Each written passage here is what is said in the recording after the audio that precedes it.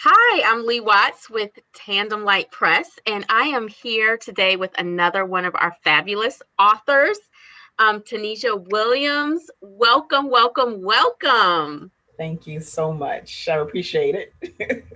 We appreciate you and just this awesome book that you have just released, and we're going to talk about this. Every llama needs a scarf. So this is going to be interesting. So if you are watching this and you have children, grandchildren, nieces, nephews, or whatever, you definitely want to tune in and hear more about this book and our wonderful author. So we're dying to hear more about how we came up with this title, this book, this concept. So, but before we go there, let me just ask you, is this your first book? Are you a first-time author? Yes, this is actually my first time, my first book. I used to actually work in public relations and marketing where I wrote articles in higher education. So I'm used to writing, but as far as publishing my first book, this is my first one. Okay, all right. Well, wonderful. And so what made you want to write not only a book, but a children's book, because that is a whole different genre. So tell me more about that. Well, I've always been around children, and I just really like writing for children. For me, it's easier. I guess I hate to say it's easier, but it's easier to write for kids than it is for adults. And also, I have like a very wild imagination. And I guess I'm really a big kid at heart because I still watch cartoons. Maybe I mean, Oh, wow. Okay. Yeah. which is I guess is like I'm too old to be watching cartoons, but whatever.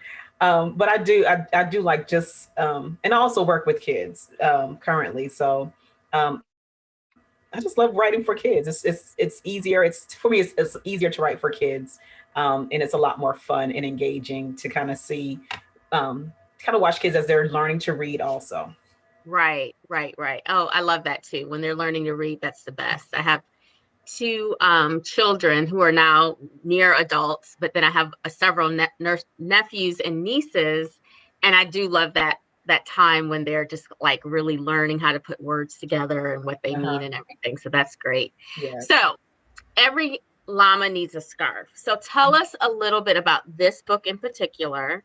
And the title, I think the title is just so cute. So tell us a little bit about this book. Well, this book was it started out as a poem that I Mm, wrote at work one afternoon. And it was just because I was just kind of like just playing with I just kind of had the random thought about a llama. Don't ask me why. hmm And so I just came up with the poem to for this book. And then when I read after I went through and read it again, I was thinking probably to make it and turn it into a book one day. But really, this is kind of like it's just a fun, it's just a fun book, a fun poem book, rhyming picture book, just for kids and their parents to enjoy together. Yeah, yeah. And it's so interesting because as the brand experience person for Tandem Light, my job is to meet with all the authors and kind of get their story and Mm. figure out how to market them. And I remember our first meeting, I'm just like, okay, so what's the deeper meaning behind this? Like, does a llama stand for something? Or, are you trying to get people to understand their Yeah. worth or their personalities? And you're like, no, I just want this to be enjoyable and fun. And I'm like, really? Like, but when we had the discussion, it's so interesting because it was during COVID. We were in the heart of COVID, right? Yes. Yes. And life was so heavy. And so I really appreciated that you were just really transparent. You weren't trying to make it deeper than it needed to be. You were just like, people need some lightness in their lives Yes. and just a reason to giggle and smile. And so Mhm. I tried to, I got out of trying to make it a bigger meaning and just said, you know what, it is what it is. Like, let me just smile and laugh with her. Yes. But I Yeah. will say, okay, before I ask you who or what is your favorite character or illustrator in here, I will share mine. I have two actually. I Okay. love the owl. The Yes. owl is so cute. Those big eyes. Uh-huh. And then I think I like the sloth. I Yes. call my son a sloth, which is probably not meant in the best way, but every sloth needs a book to read while on the train. I just think that's Yeah. adorable. So who's yours? All right. So my favorite one is it's the last page. I Oh, love the mouse. I oh Yeah, yes. and it's because of the ending, the how it ends. Yeah, It's like a little bit of a little humor at the end. yes, Um, and then yes, the fact that she has on this mink and she's sweating. She gets yes. hot outside and she's sweating. So this is like one of my favorite. And then she's a mouse, so she already has fur on, and then she has on a mink on top of that. So Yes, that yes, this one is my favorite image out of all the images in the book. So yes, yes. I love that. And I mean, there's so many cute little things that do make you smile because a panda and lip gloss is just so cute. But we don't want to give the whole book away. no. You got to purchase the book. And we'll make sure when we post this that we'll put the link to the book in the comments below or part of the post so that you all can go get it. But I love the illustrations. They're so colorful and powerful and just helps the book pop so much more. So, do you have other books inside of you? Is this the first and last of children's book, or are you thinking there's going to be another one? Well, currently, I actually have. I like to say I have ADHD when it comes to writing, which is because I write so much, and I have different genres that I've written for. I love writing short stories, and poetry. I actually started out as writing poetry, and then it kind of melded into other things. But I also have I currently have one picture book that is being developmentally edited right now. Um, Oh, and then I have another picture book, which is not an, I'm sorry, not another picture book. I also have a chapter book that is okay.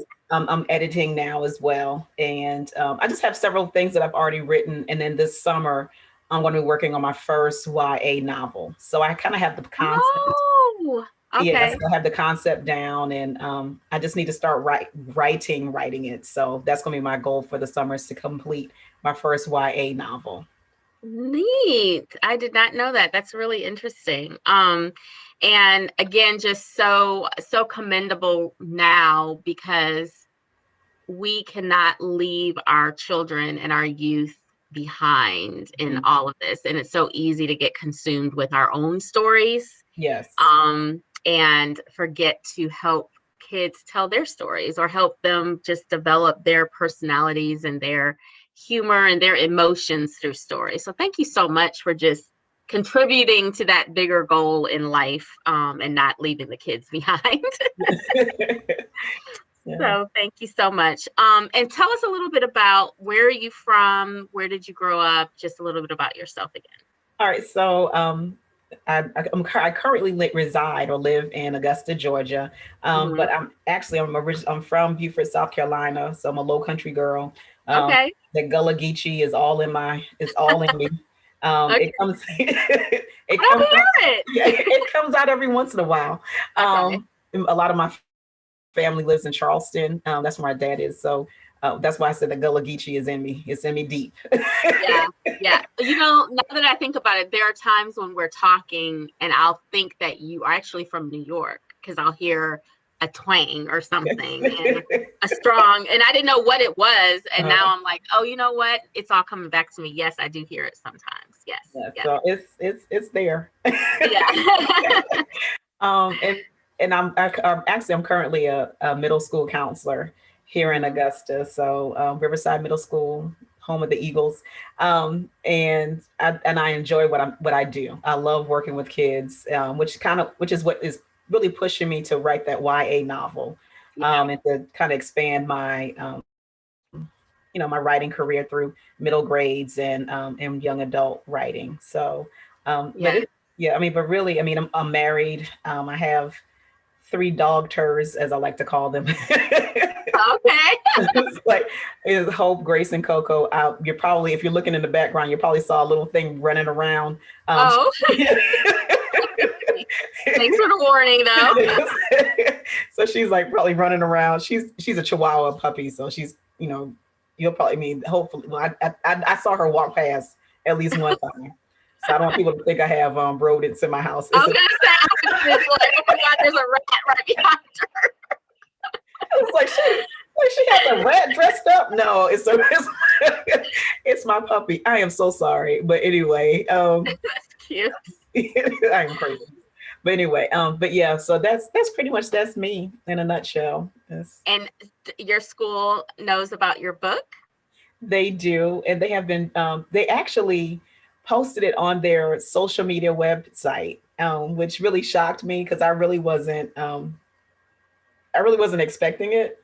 Yeah. So, and also my illustrator Jessica Roberts, Yes. she's also the art teacher at the school where I teach. Oh, okay. So I was going to ask about her, and I couldn't remember if Tandem Light provided her or if this is someone that you know. So thank you for mentioning that. We will definitely give her a shout out, and we want to even tag your school in this post because I think it's always good. Like I know that if I knew one of my teachers, my child's teacher was doing something like this, I would definitely want to support that. So, because you guys already do so much, and especially in a year like past 12 months. For you to keep pushing this through is very commendable. So thank you so much. Yeah. Well, thank you so much for just taking time to talk about your book. And again, thank you to everyone who took time to just listen to this and watch this for a few minutes. We will have the link to purchase the book below. So make sure you support. And everybody has a child in their life. And honestly, even if you don't, this is just a cute little lighthearted book. I found deeper meaning in it, but I probably won't completely go there.